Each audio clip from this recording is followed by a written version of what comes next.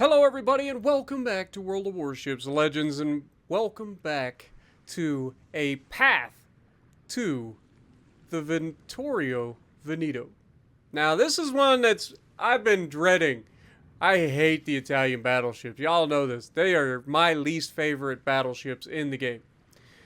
So, with that being said, we're gonna jump into showing you guys what we're gonna get into. First of all, this is our first video in the series, which means we're going to go over all of the different builds. You guys know how it goes. The first video of the series of a path to, I usually go over multiple builds to showcase, the different builds that people use and give people options. And I also end up going over the specific ship. So this one is going to be the Dante Alighieri. I hope I said that correctly, but it's somewhere in that neighborhood. But we are personally using Paolo di Revel on Dante Alighieri, or Alighieri. We are running Haruna and Franz von Hipper. We are running a brawler build with Porcupine, Firefighter, and Master Mechanic with Will to Rebuild. If you do not have Haruna, you can use Hipper and any of the other commanders you want to use, whether it be William Sims for a little bit of extra hit points, or if you want to go with, Paolo di Revel, personally, or an Azure Lane Scharnhorst, or an Andrew Cunningham to help with dispersion or grouping. There's lots of options. But this is a brawler build. It's designed to be up close and personal. It's not ideal for later on, and I'm going to talk about that. But these early matches, you can have a little bit of fun with a brawler build. So let me know what you guys think. The other commanders, obviously, we are going to be talking about the premium Azure Lane Littorio commander, which is what I use for an accuracy build, but isn't necessarily the best for accuracy. This is Azure Lane Scharnhorst and Paolo di Revel as our inspirations. Personally, that's what I prefer. Again, if you don't have Scharnhorst, you could use Andrew Cunningham as a base level commander. But Flammable Cannoneer, Gyrating Drill Bits, Marksmanship, and Reaching Out XXL with Will to Rebuild. Pretty straightforward, nothing crazy. And then the final build that we're going to talk about is going to be Angelo Lacino. And this is the base commander for the accuracy that just got released recently. And we're running Azure Lane Scharnhorst and Nikolai von Essen, which actually should be, Paolo di Revel as well. Von Essen helps increase your minimal ricochet angle. I don't think you really need that on the Italians, but let me know what you guys think. His base trait actually gives you some accuracy as well. So this is one of those situations where this guy's probably better than the premium commander in that sense, if you're looking for accuracy. But again, Flammable Cannoneer, Gyrating Drill Bits, Marksmanship, and rather than Reaching Out XXL, we actually went with Iron Resolve here, which gives you more duration of repair party and damage control party when they are active at the same time. So if you go to hit your repair party and your damage control at the same time, then you get an 11% bonus. That's his special perk. Or you could just run the standard Reaching Out XXL.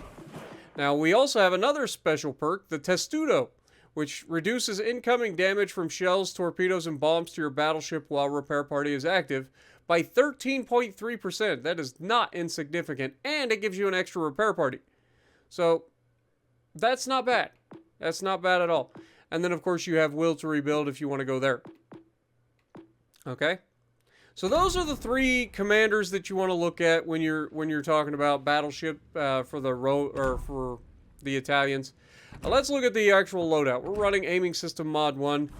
We are fully upgraded, obviously. You can see I haven't actually put on our Italian flag. And I just like that flag, so that's why I used it.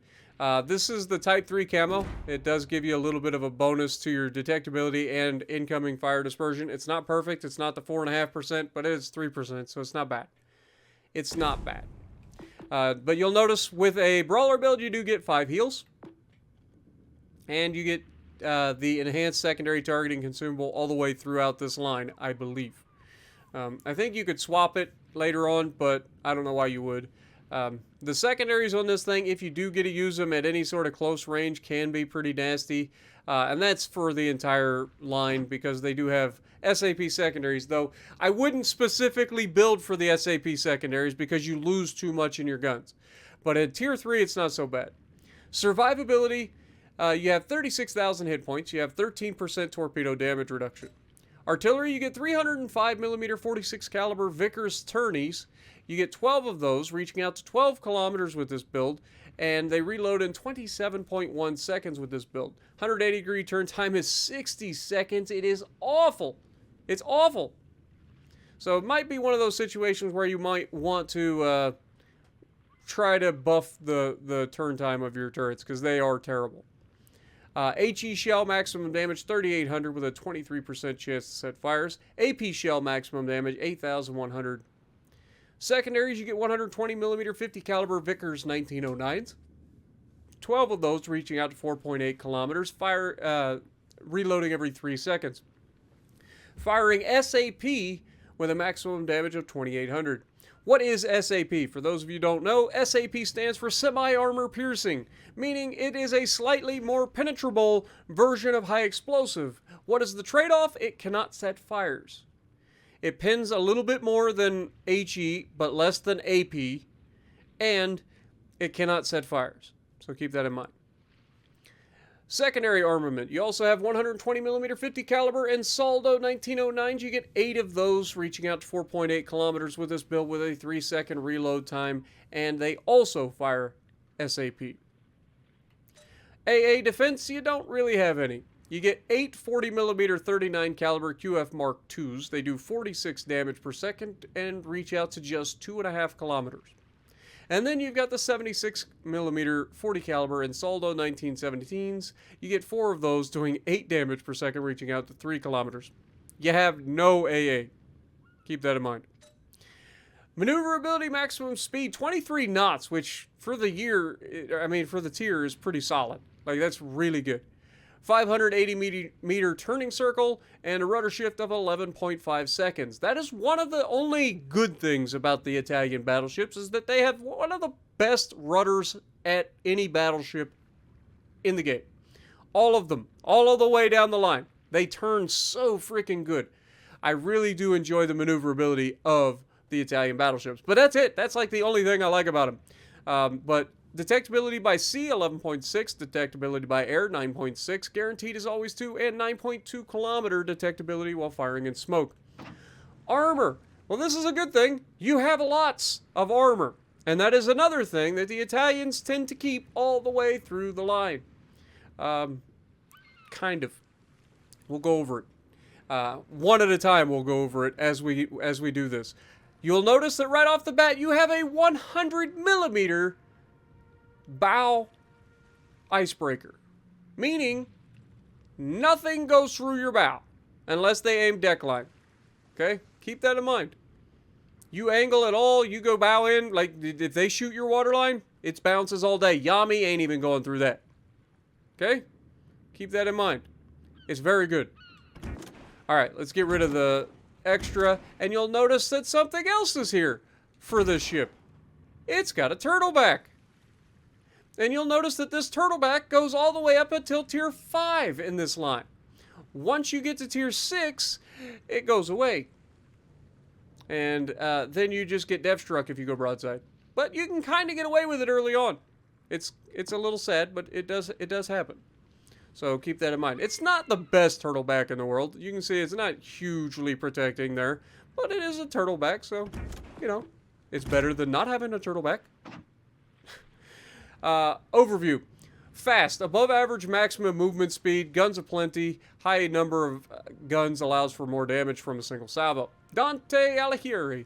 The first Italian dreadnought battleship. She had good speed for her ship type, as well as unique positioning of her main battery guns. She entered service in 1913. There were 1 of them in the series. Alright. Let's take a look at this thing. I mean, it's a textbook old school old school ship for that era. And I think I've talked about this before. It does remind me a lot of the Russian battleships, except it has turtleback. So, I mean, it does look very much like the Russian battleships, at least early on. So let me know what you guys think about that down in the comments. But, yeah, without further ado, there's not much else I can say about it. It's just an old dreadnought. And, yeah, let's get right into the gameplay. Alrighty, so we are going to be on Big Race. We're in the Dante Alighieri. It is a tier 3 match, so y'all already know what this is. There's like no strategy whatsoever. You just go out here and you have fun. And you take advantage of the incredible lack of any understanding of basic shipping whatsoever in World of Warships Legends. So it's basically like being in a tier 7 or a legendary match at this point. But no, in all seriousness, it's tier 3. There really isn't a lot of strategy that you'll see. Personally, I'm going to push off to the right side. Y'all know how I do. Win your side. Keep the edge if you can. Keep everything inside. That's where you have a lot of fun. That's where you get those crossfires I always like to talk about. You'll notice that there is an enemy carrier in this game, which is a little terrifying because, as mentioned, we do not have AA. I mean, sure, we have AA, but trust me, we don't have AA. But we're going to push off towards the right side. This is epicenter as well, so we got to keep that in mind. But again, we want to try to keep everything inside of us. So we want to try to swing around the outside edge a little bit. Not all the way. I don't want you to go all the way to the border or, you know, hump along the islands. I want you to just maintain what we call gap awareness. All right?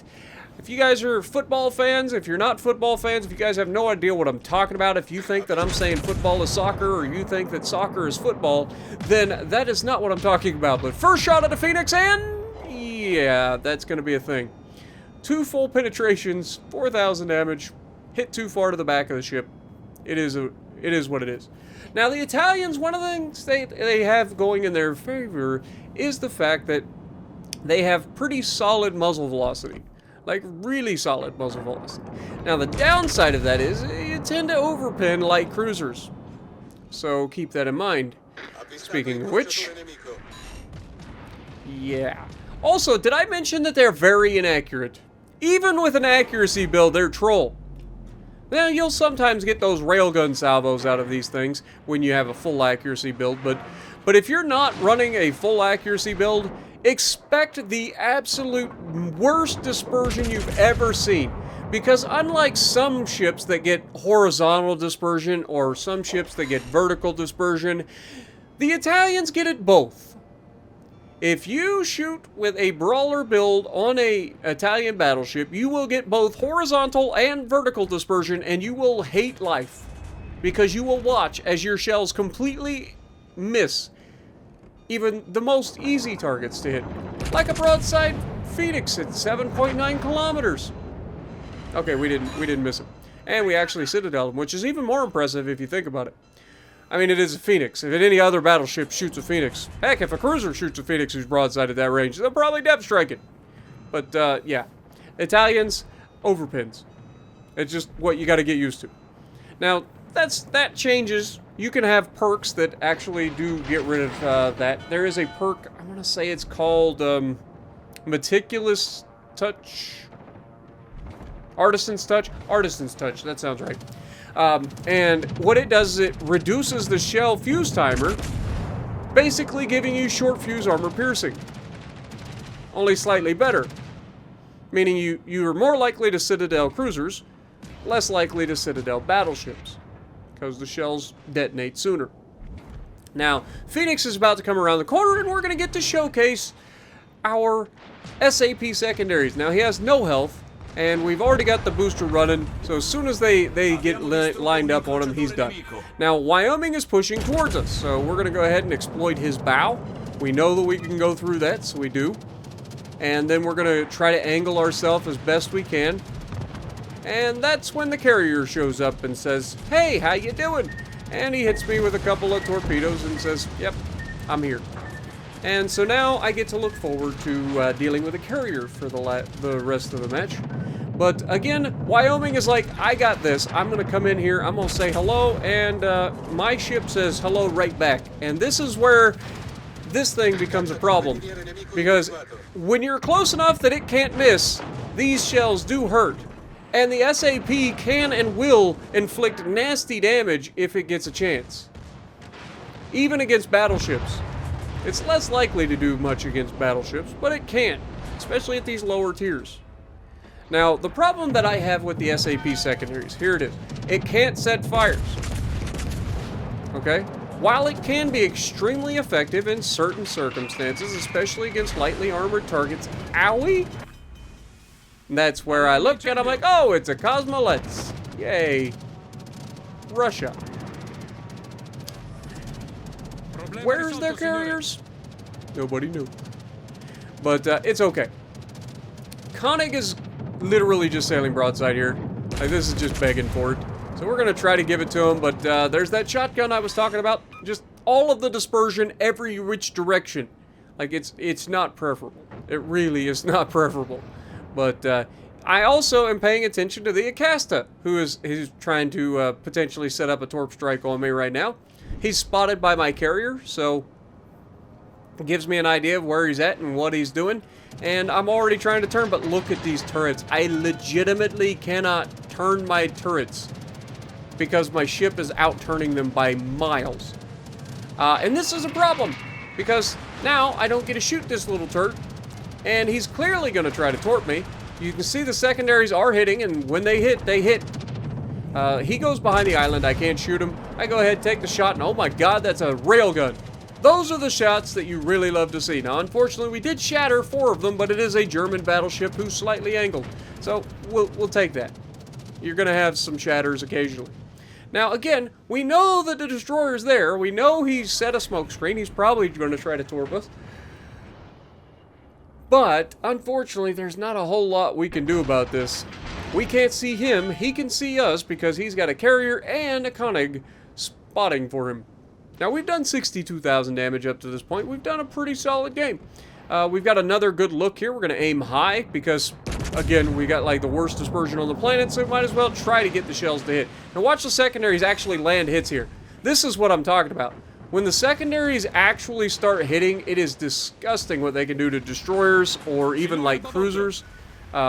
In battleships, if they get caught broadside and the shells do go above the armor belt, we are going to take one of these. It was going to be a thing, but it's not the end of the world. Definitely should have used my booster there, my secondary booster. Didn't realize that my secondary booster was back, unfortunately. And because that guy's going to go on and try to terrorize the rest of my team. But we've got a cruiser out here pushing out on the enemy carrier, but because we're running a brawler build, we can't shoot the carrier. So, that's unfortunate. So we got to turn ourselves towards the carrier, get into a position where we can actually attack him, which is, I believe, 12 kilometers or 12.1 kilometers. So, we should be getting in range. There we go. We can target him. We aim ahead of him. We take the shot. And, you know, this is one of those situations where you get okay dispersion because it's a gigantic target that sticks way out of the water. It's hard to miss. And this is one of the situations where these Italian battleships, not so bad. They can absolutely punish carriers, especially if they're sailing broadside. You know, it is a thing. So, yeah, we're going to be able to take this guy down here on this shot.